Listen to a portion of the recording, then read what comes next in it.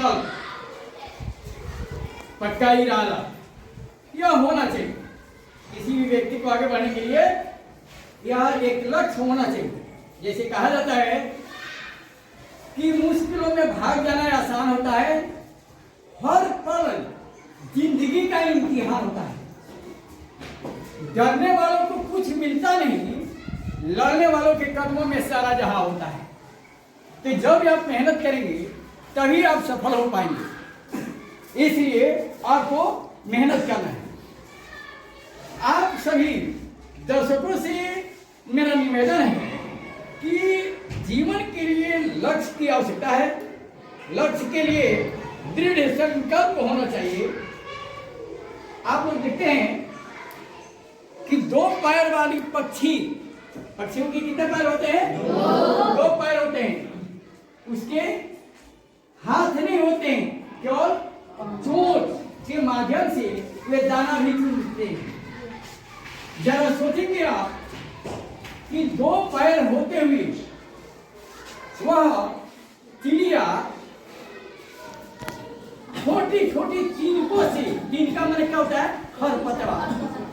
छोटे छोटे तिनकों से वह अपना घर बना लेता है। छोटे छोटे तिनकों से अपना घर बना करके उसी में रहता है। और जुगनू आप लोग देखे होंगे, जिसे हम लोग गाँव में देहात में जोन ही कहते हैं। जोन आप लोग सुने होंगे, उसे जुगनू कहा जाता है। वह जुगनू को क्या करता है?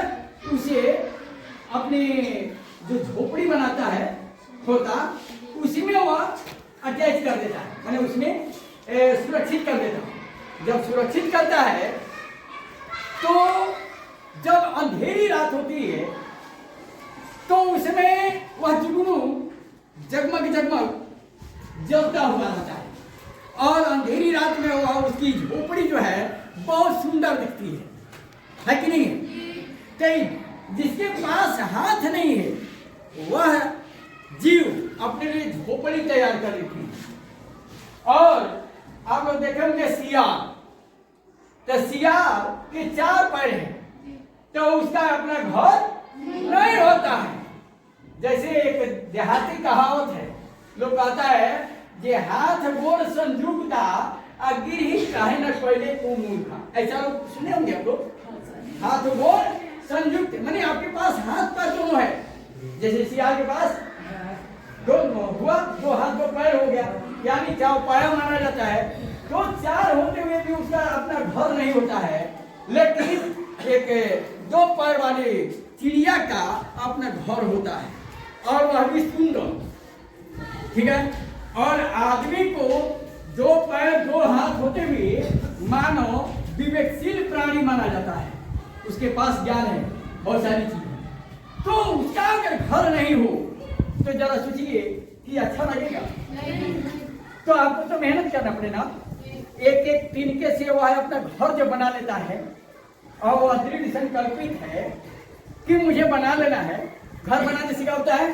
धूप, वर्षा और कड़ाके की ठंडक से उसकी रक्षा होती है कि नहीं है?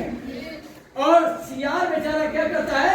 उस कड़ाके की ठंडक में अपना दुम झुकाए हुए कहीं न कहीं सुलगता रहता है, कहीं न कहीं चिपका रहता है। होता है ना ऐसा?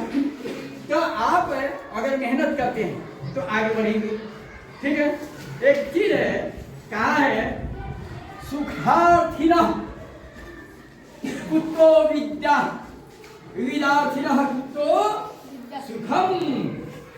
गौर से सुनेंगे।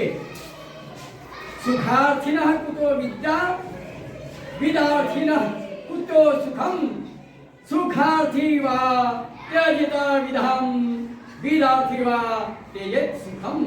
यानी सुख चाहने की इच्छा जो रखता है, सुख की इच्छा रखने वाले को विद्या कहाँ? यानी आप आराम से सोना चाहते हैं तो आपको विद्या की प्राप्ति नहीं हो सकती है। इसलिए कहा है कि सुख की इच्छा रखने वाले को विद्या कहाँ, और विद्या की इच्छा रखने वाले को सुख का। बात समझ में आ रहा है?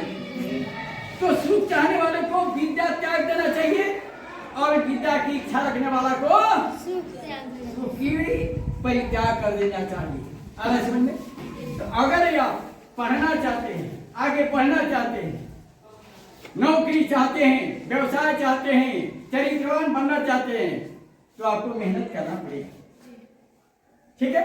तो इसलिए आप लोग से मेरा यही कहना होगा कि आप चरित्रवान बनने के लिए संघर्ष करें। 4 घंटा, 2 घंटा शाम को और 2 घंटा भोर में, यानी पढ़ाई के अलावा, विद्यालय के अलावा 2 घंटा रात्रि में और 2 घंटा भोर में पढ़ते हैं। 4 घंटा अगर आप पढ़ाई कर दीजिएगा तो आप कहीं ना कहीं किसी नौकरी में हो, व्यवसाय में हो, अच्छा कीजिएगा। और जो 4 घंटा मेहनत नहीं करेगा उसको 12 घंटा दूसरे का लेबर बनना पड़ेगा। तो आप सोच लीजिए कि 4 घंटा पढ़ के हम सुख उठाए, आखिर 12 घंटा क्या अच्छा है? 4 घंटा तो आप पढ़ेंगे अच्छे, मन लगाइए। और मैं इतना ही करके आज की वाणी को मैं विराम देता हूं और मैं चाहूंगा कि आप लोग सुखी रहें, स्वस्थ रहें, सबल रहें, ताकि देश और समाज का रक्षा आप कर सकें।